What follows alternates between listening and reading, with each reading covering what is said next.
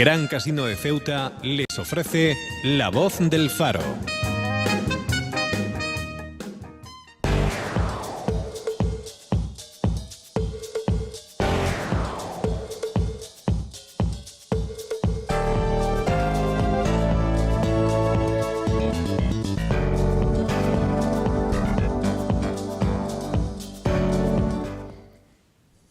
Continuamos nuestra programación en Cadena COPE en el 89.8 de su FM, pero también en streaming, en directo, en nuestra página web, la página web del Faro de Ceuta, elfarodeceuta.es, y en nuestra cuenta de la red social Facebook.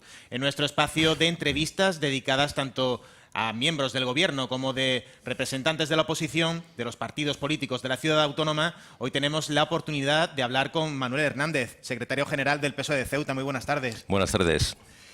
Señor Hernández, hace aproximadamente 4 meses que no teníamos oportunidad de que nos visitase aquí en las instalaciones de la cadena COPE, y desde entonces pues han sucedido varios acontecimientos que hoy podemos pasar a comentar. En concreto, yo creo que es de obligada mención fue aquel congreso regional que se celebró, si no recuerdo mal, fue en septiembre, y en el que fue reelegido como secretario general de los socialistas en Ceuta. Sí, yo quiero dar en primer lugar las gracias a la cadena COPE, al Faro de Ceuta, por esta invitación, que vengo encantadísimo, y no sabía yo que había transcurrido tantísimo tiempo desde la última vez que estuve aquí. He encontrado unos estudios con unas magníficas instalaciones y la verdad os felicito por estos avances tecnológicos que se están experimentando aquí en la cadena COPE y en el Faro Televisión. Efectivamente, ese congreso se celebró a mitad del mes de septiembre, el 11 Congreso Regional en concreto, y ahí pues se renovaron todas las estructuras orgánicas del partido, con una nueva comisión ejecutiva regional y con un nuevo proyecto de cara al futuro. Precisamente en mi alocución final en ese congreso dijimos de que poníamos ya velocidad de crucero dirigido hacia el Palacio de la Asamblea, que es nuestro objetivo, precisamente esas elecciones autonómicas del año 2019. Un congreso que ha servido para renovar no solamente las personas que configuran los diferentes órganos de dirección del partido, la Comisión Ejecutiva Regional, el propio Comité Federal, el Comité de Ética y Garantía, los diferentes representantes en los diferentes organismos, sino que también pues ha renovado el proyecto, un proyecto moderno, un proyecto avanzado, un proyecto, ya digo, puesto las miras sobre todo en esa elección autonómica del año 2019. Hablando de ese 11 Congreso Regional del PSOE ceutí, también sé que hay una cita que ha sido más reciente, en concreto creo que fue el sábado pasado, que se trató del Comité Federal. También, ¿qué fue? Bueno, ¿qué fue lo que se debatió en ese Comité Federal? Sí, efectivamente, nosotros tuvimos la oportunidad de asistir como miembro nato que soy del propio Comité Federal del partido a nivel federal, junto a mis dos compañeros, uno nombrado a través del 39 Congreso Federal, nuestro secretario de organización Rafael Leal, y otro de los miembros elegidos en nuestro Congreso Regional, África Mendoza. Los tres tuvimos la oportunidad de estar allí en la sala del Museo Arqueológico de Alcalá de Henares, donde se celebró en esta ocasión el Comité Federal, porque ya tiene pensado la propia Comisión Ejecutiva Federal de que el Comité Federal pues se vaya celebrando en sitio distinto a lo que es la propia sede de Ferraz, darle un poco más de amplitud a diferentes ayuntamientos, a diferentes espacios geográficos donde también estamos representados pues con responsabilidad de gobierno. En este caso Alcalá de Henares, el alcalde de Alcalá de Henares es del Partido Socialista. Bueno, y nosotros encantadísimos de estar allí, una bonita ciudad histórica, cultural, y muy bien nos trataron. Entonces, decir que en ese Comité Federal uno de los temas centrales, como no podía ser de otra forma, fueron las situaciones que se han vivido durante los últimos meses en cuanto al desafío independentista de Cataluña. El discurso de nuestro secretario general, Pedro Sánchez, estuvo centrado precisamente en el posicionamiento político que adoptó el partido como consecuencia de todas esas circunstancias que se han vivido en Cataluña, y desde luego la apuesta totalmente respaldada por parte de la Federación Socialista de que, en definitiva, si no se solucionaba mediante la vía del diálogo, que fue por lo que se apostó por parte de los socialistas, pues habría que llegar ya como última opción pues a aplicar ese artículo 155. Ya digo, nosotros lo intentamos por activa y por pasiva, mediante la vía del diálogo, llegar a un entendimiento para que fuera el propio Puigdemont, el ya ex presidente de Cataluña para que tomara la decisión de convocar elecciones. No fue así y tuvimos que apostar por la vía del artículo 155 de la Constitución, apostamos por una vía corta e inmediatamente para convocar las elecciones que tendrán lugar el próximo 21 de diciembre, apenas en menos de 40 días ya para esas elecciones. Ha mencionado a Pedro Sánchez, el secretario general actual del PSOE, su candidatura, su lista. Usted personalmente siempre, incluso la visita que giró Pedro Sánchez a Ceuta, usted siempre apoyó a Pedro Sánchez como secretario general, incluso en los peores momentos, los momentos más difíciles y más convulsos dentro de su partido. Sí, puedo decir con todo espíritu de máxima coherencia que siempre he estado al lado de Pedro Sánchez. Siempre me he posicionado a su lado porque creo de que es un secretario general, una figura con altura de mira, un hombre de Estado con capacidad para gobernar este país y que su proyecto pues siempre he estado de acuerdo con todas las líneas maestras del mismo. Indudablemente Pedro Sánchez tiene una apuesta personal por Ceuta, también por Melilla y de hecho es el Consejo de Política Institucional que se celebró el pasado viernes, donde pues, tuvimos la oportunidad de, tanto Ceuta como Melilla, pues, plantear una serie de temas prioritarios que queremos que sea tratado pues, en los diferentes parlamentos, tanto a nivel nacional como europeo, porque son temas de actualidad, de urgencia y son temas que hay que solucionar o en la medida de lo posible adoptar algún tipo de propuesta para paliar pues, esas graves situaciones que vivimos en ambas ciudades. Aunque en nuestro servicio informativo ya nos hicimos eco de cuáles eran esas prioridades que se trataron en el Consejo de Política Institucional de Ceuta y Melilla, ¿nos podría recordar cuáles, algunos o los más importantes de los asuntos que se pusieron sobre la mesa? Sí, nosotros entendemos de que el principal tema ahora mismo de actualidad y que hay que tratarlo con la máxima urgencia es la cuestión de la frontera. Nosotros pensamos de que hay que salvar este escollo, es básico y fundamental, sobre todo para la propia supervivencia de la ciudad. Hasta este punto lo tengo que decir y así de claro. Creemos que el tema de la frontera hay que adoptar medidas urgentes, extraordinarias, inmediatas y llevar a cabo pues inversiones importantes en materia de infraestructura. Hay que ampliar la frontera, una serie de carriles más de entrada y de salida y, por supuesto, hacer una apuesta importante por avances tecnológicos.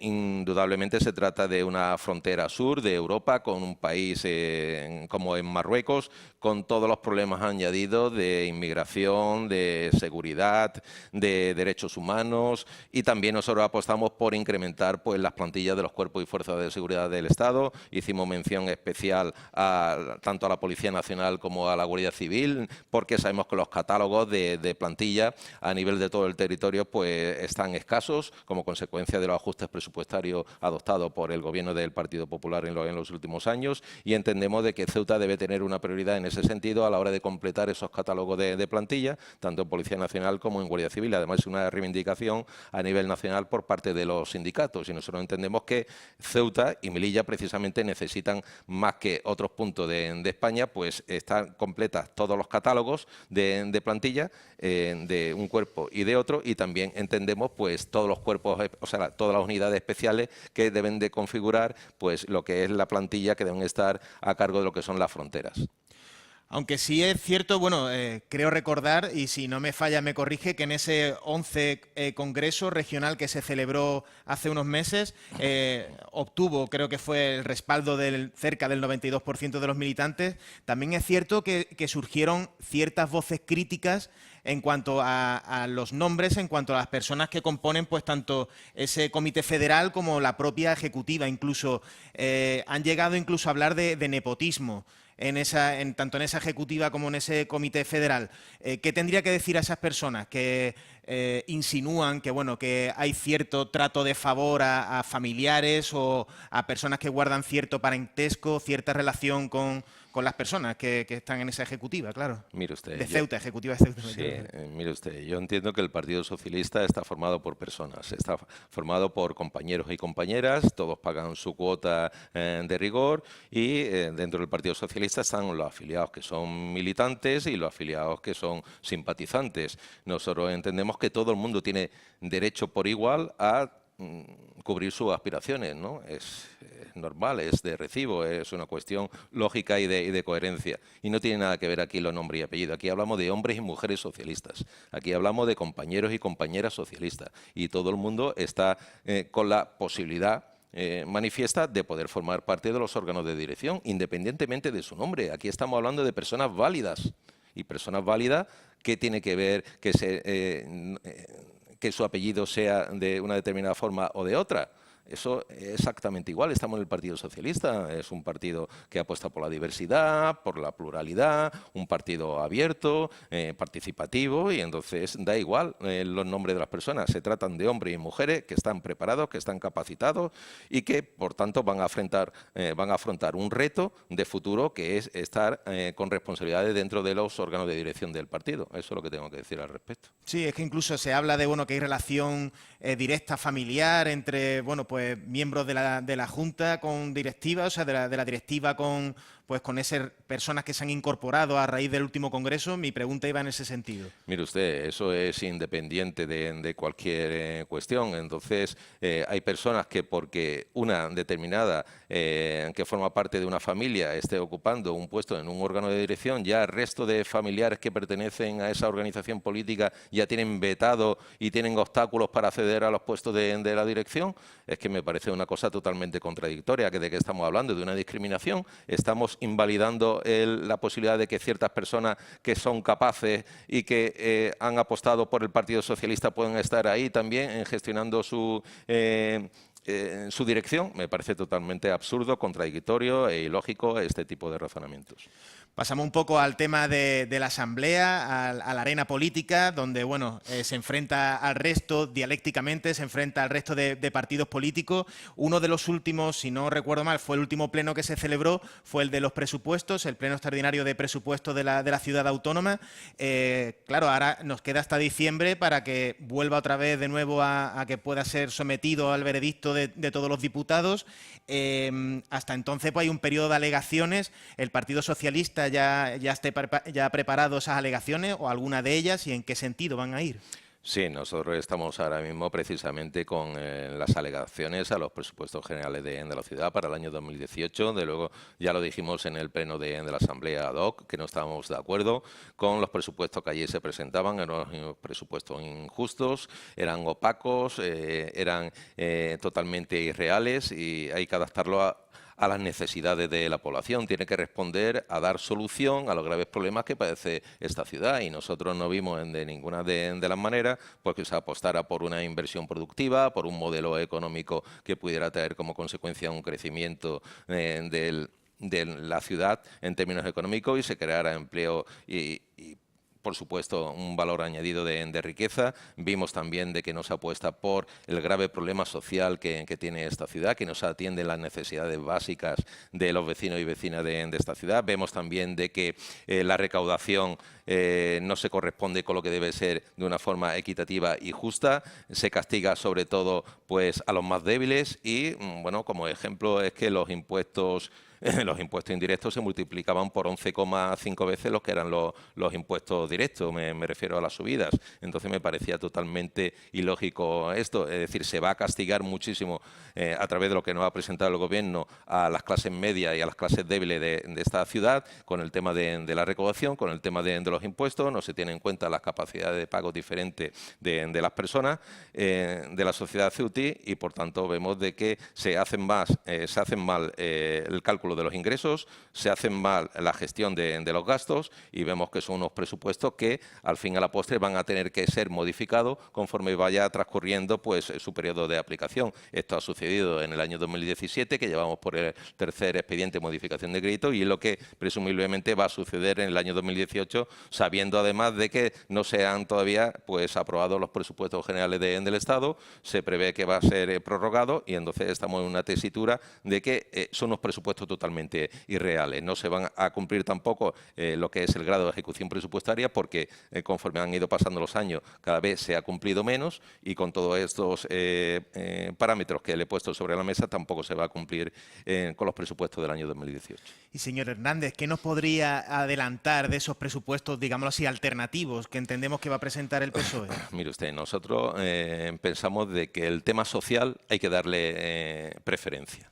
Es decir, nosotros vemos de que se han reducido pues ayudas básicas para los vecinos y vecinas de Ceuta. El alojamiento alternativo, la partida permanece congelada cuando ya tenemos 2 años consecutivos que se han agotado casi a mitad del ejercicio. El IMIS también es una partida que hay que darle una mayor dotación, que se han congelado, el tema de las ayudas de becas, es decir, todo el apartado de política social, todo esto está prácticamente congelado, muchas de sus partidas y otras han venido a menos. Nosotros queremos dotarle de más recursos porque es que son insuficientes para atender todas las necesidades que tiene Ceuta. Y aparte, nosotros apostamos, a ver, en ningún aspecto de los presupuestos aparecen inversiones de carácter productivo que vayan a generar realmente riqueza y crecimiento de puestos de trabajo, que es uno de los graves problemas que tiene nuestra ciudad. Nosotros apostamos porque haya inversión productiva y, por ejemplo, la creación de viviendas sociales. Dígame usted en qué apartado del presupuesto viene de que hace una apuesta el Gobierno del Partido Popular por la creación de viviendas sociales tan demandadas en nuestra ciudad y tanta falta que hace. Es decir, son planteamientos lógicos que nosotros entendemos que no están respondiendo estos presupuestos a dar solución a esos graves problemas que tiene la ciudad. El tema del empleo, con estas inversiones productivas, el tema de las ayudas sociales, el tema también de inversiones reales en las barriadas. Nosotros consideramos que lo que apunta el Gobierno como una campaña publicitaria con esas vallas que se han puesto por ahí en diferentes puntos de la ciudad, que se va a gastar en el plan de barriada 2017-2019 80 millones de euros, eso no se lo cree absolutamente nadie. Eso cualquier ciudadano de Ceuta sabe de que eso es mentira y una mentira muy gorda. Además, el plan de barriada estaba dotado para el año 2015-2019, es decir, para todo lo que es la legislatura, los 4 años que comprende esta legislatura. Y desde luego, durante los 2 primeros años, ¿qué se ha hecho? Un 10% de ese plan de barriada. ¿Y ahora qué quieren hacer? ¿El 90% restante en 1 año y medio que queda? Esto es totalmente inverosímil. Esto no hay quien se lo pueda creer. Entonces, nosotros apostamos por aquellas deficiencias que realmente no están atendidas por parte de la ciudad y que queremos del Partido Socialista, que son problemas básicos de la ciudadanía. Mire usted, el tema del empleo, el tema de la vivienda, el tema de las ayudas sociales, son cuestiones básicas y hay que responder a los ciudadanos. Y por eso vamos a apostar en nuestras alegaciones en ese sentido. Ha hablado usted de actividad productiva. En Ceuta siempre se habla que nunca hay suficiente terreno pues, para implantar esa actividad productiva y en concreto ustedes hace unos días hicieron público que la autoridad portuaria sí tiene la titularidad de unos terrenos de una cantidad de metros cuadrados que ahora pasará, entiendo usted, a detallar, pero bueno, que está sin actividad y además genera una serie de pérdidas incluso a Ceuta porque de aprovecharse pues reportaría beneficio a la ciudad autónoma. Sí, efectivamente. Nosotros incluso este tema lo hemos tratado, lo hemos llevado al Congreso de los Diputados. De hecho, ese informe que aportó la propia Autoridad Portuaria de Ceuta, donde viene recogido toda esa superficie que ahora mismo no se está rentabilizando, que está suponiendo una pérdida, pero no solamente la pérdida que se anunció en ese informe, ¿no?, de forma literal, sino también las posibilidades de opciones que hayan podido tener anteriormente empresas que se han podido instalar en nuestra ciudad y que no han tenido esa posibilidad. ¿Como consecuencia de qué? De que no se ha hecho una gestión efectiva, una gestión eficaz, eficiente de los recursos que están disponibles. Mire usted, esa ampliación que se llevó a cabo en el puerto, 155.000 metros cuadrados, algo más de 15 hectáreas, eso empezó a comienzo del siglo XXI, allá por el año 2003, creo recordar. Mire usted, ha pasado una cantidad de años muy grande desde que se terminaron las obras. Creo que acabaron allá por el año 2009, en 2010.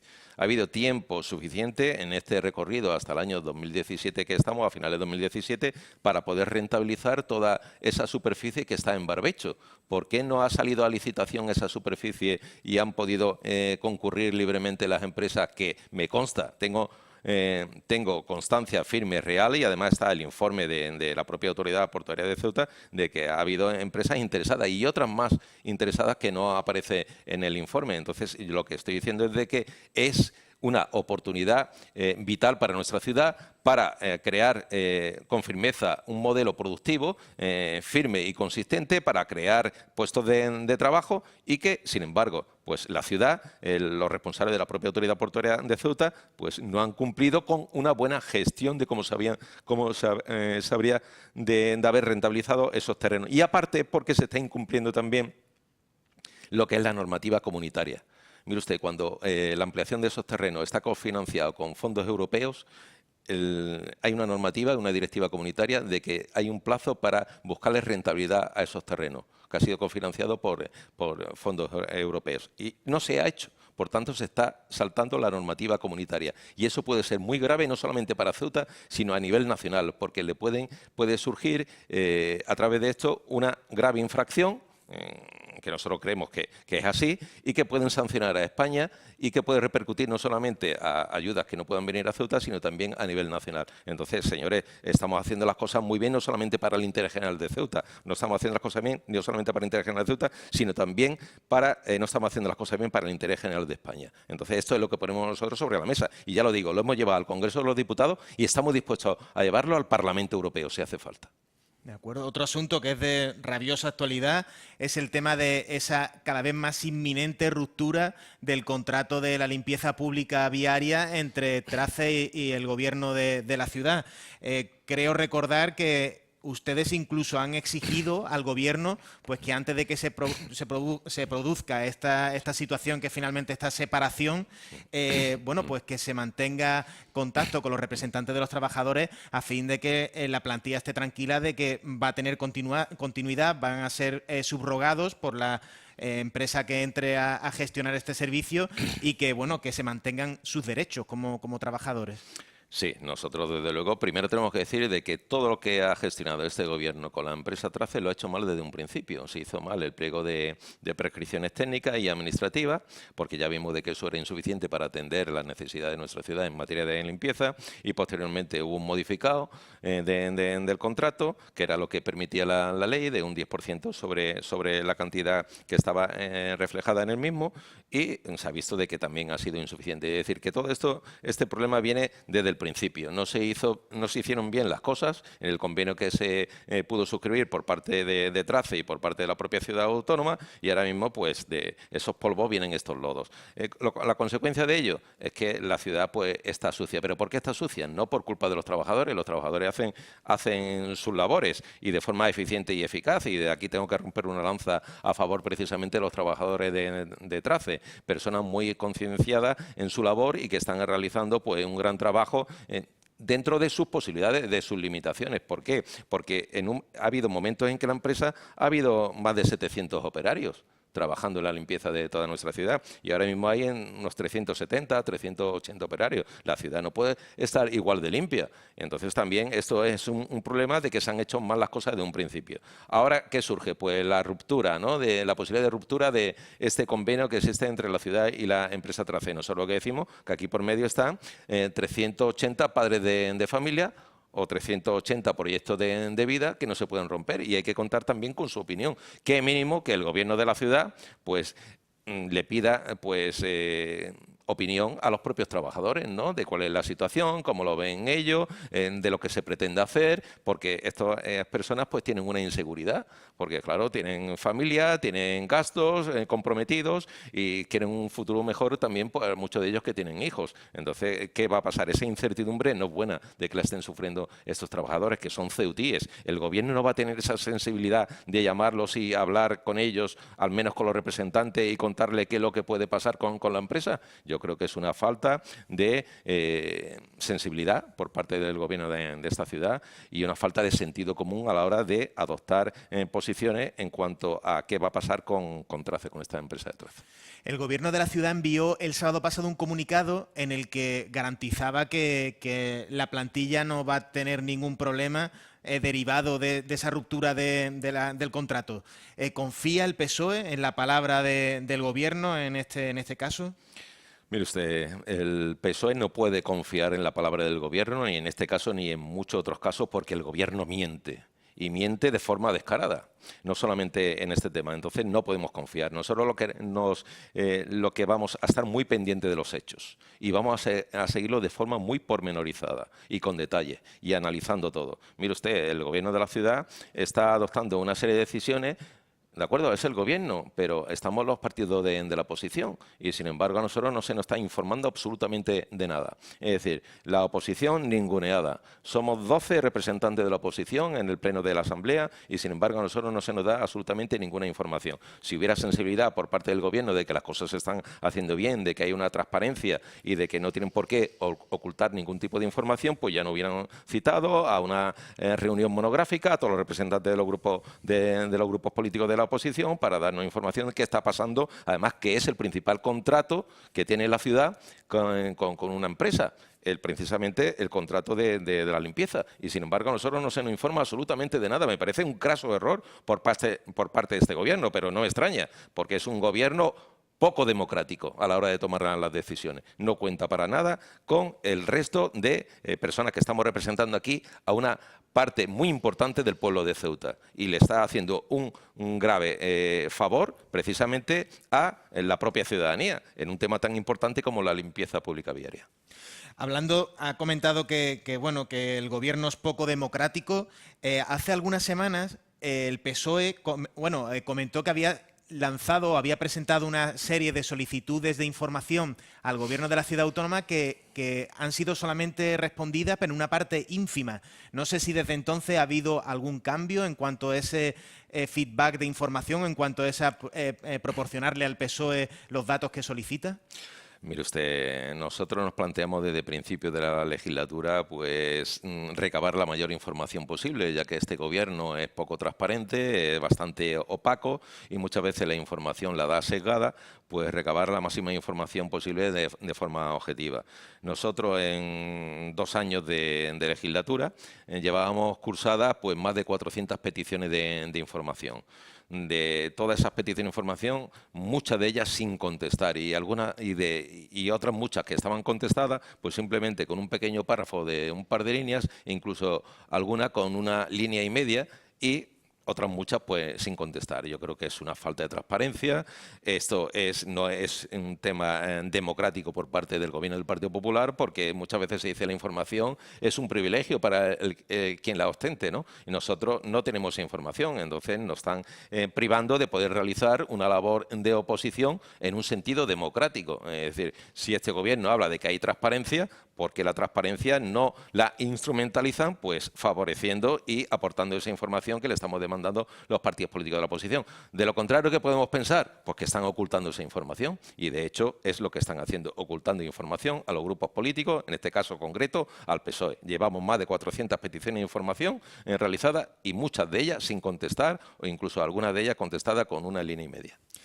En este mismo sitio en el que se encuentra usted, hace unos días estuvo Emilio Carreira, el consejero de Turismo, y habló de que la oposición acuñó el término traxafobia, que sería que todo aquello que suena a traxa o que está relacionado con traxa como que provoca en la oposición cierto rechazo. A priori, ¿qué opinión le merece a usted el hecho de que afirme que están en contra de cualquier cosa que tenga su origen en esta empresa municipal a la que se han adjudicado en los últimos tiempos pues tantos proyectos? Mire usted, yo no voy a hablar del comentario que ha hecho el señor Carreira. Yo voy a hablar de lo que sucede, de la gestión de este Gobierno. Mire usted, este Gobierno tenía un plan de inversión desde el año 2015, tenía un plan de barriada desde el año 2015. ¿Qué inversiones y qué plan de barriada se ha ejecutado desde el 2015 hasta ahora?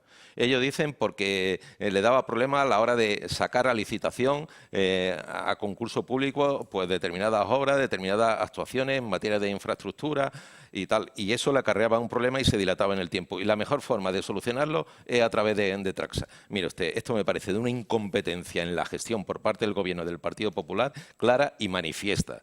Son unos incompetentes, son unos ineptos y el pueblo de Ceuta se tiene que dar cuenta de forma clara y palpable de que estos señores no pueden seguir más al frente de la gestión del Gobierno de esta ciudad.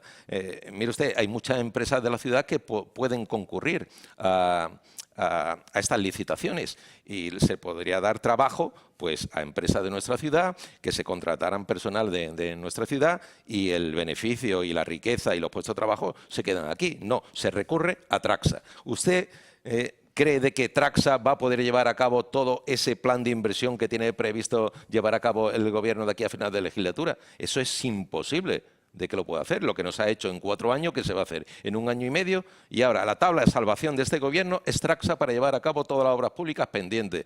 Me parece un descaro y una falta de consideración hacia el pueblo de Ceuta. Se está engañando al pueblo de Ceuta. Es que este Gobierno no ha hecho su trabajo cuando lo tenía que haber hecho y ahora recurre a Traxa como tabla de salvación y le dice a la oposición de que nosotros tenemos algo en contra de Traxa. Mire usted, nosotros no tenemos nada en contra de Traxa, pero la gestión, la eficiencia se tiene que demostrar desde el año 2015 hasta ahora. No ahora van a poner paños calientes con Traxa, que Traxa no va a poder llevar a cabo todo el proceso. Y además estamos en contra de cómo se han hecho, por ejemplo, los procesos de selección para determinada encomienda de gestión que se le ha hecho a Traxa, que no ha habido una transparencia, no ha habido una publicidad, ha habido un engaño a la ciudadanía. Y nosotros lo que decimos al Gobierno de que a los trabajadores que se contraten, que sean desempleados de Ceuta, que tengan la posibilidad de poder tener un puesto de trabajo con el grave problema que tenemos en nuestra ciudad, que es el paro. Eso es lo que le decimos nosotros al Gobierno.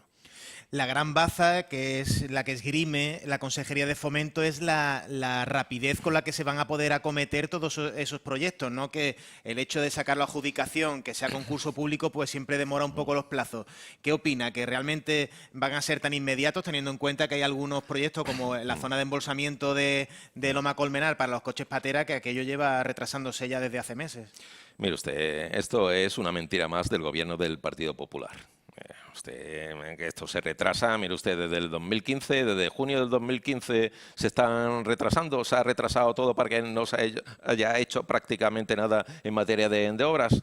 Mira, esto me parece una cara dura y un descaro por parte del Gobierno del Partido Popular. Traxa, desde luego, no va a ser la solución definitiva a todas las deficiencias que tiene la ciudad en materia de adjudicación. Y además estamos perjudicando no solamente al sector empresarial, sino también, por ejemplo, hay una parte importante que es, por ejemplo, los arquitectos de nuestra ciudad. El Colegio de Arquitectos pues está también enfadado con la ciudad porque los proyectos que podrían salir a libre concurrencia pues se lo está encomendando a Traxa. Entonces, esto también le están quitando trabajo pues, a los propios profesionales de urbanismo de nuestra ciudad. Y esto es una grave equivocación por parte del Gobierno. Es decir, el dinero que haya para disponer, que no se lo lleven empresas de fuera. ¿Por qué no repercute aquí en nuestra ciudad? Hombre, si es una cuestión de que es imposible de que nadie pueda llevar a cabo la ejecución de esta obra o de este servicio, o la prestación de un determinado servicio, pues de acuerdo que tenemos que traer empresas de fuera. Pero si se puede quedar aquí en nuestra ciudad, ¿por qué no redunda eso en un beneficio para los propios empresarios, para la generación de empleo que tanta falta hace y también para los profesionales del urbanismo que se ven totalmente pues desquiciados hacia un lado porque no tienen la oportunidad por parte del Gobierno de poder ejercer profesionalmente en esos proyectos que podrían hacerse a través de la libre concurrencia? Pues Manuel Hernández, secretario general del PSOE de Ceuta, muchas gracias por haber compartido con nosotros estos minutos y habernos dado a conocer la actividad que están llevando desde su partido. No sé si quiere a lo mejor dejar algún mensaje antes de marcharse. Sí, por supuesto. Lo que les quiero decir al pueblo de Ceuta, a la ciudadanía en general, de que el PSOE de Ceuta está trabajando concienzudamente, lo estamos haciendo con rigor, las 24 horas del día, no importa que sea sábado, domingo, festivos, y que por nosotros nos va a quedar para plantear soluciones a los graves problemas que tiene nuestra ciudad, que son muchos y sobre todo fundamentalmente el del desempleo. Nosotros apostamos por un modelo económico nuevo para esta ciudad, un modelo productivo que pueda generar riqueza y sobre todo empleo, que es la necesidad más básica de los ciudadanos de nuestra ciudad. Muchísimas gracias, Hernández. Aquí nosotros nos despedimos de nuestro espacio de entrevistas en elfarodeceuta.es, en la página web del Faro, pero también de COPE Ceuta en el 89.8 de su FM. A continuación le dejamos con la mañana de COPE con Monse Taboada. Muy buenas tardes. Gran Casino de Ceuta les ha ofrecido La Voz del Faro.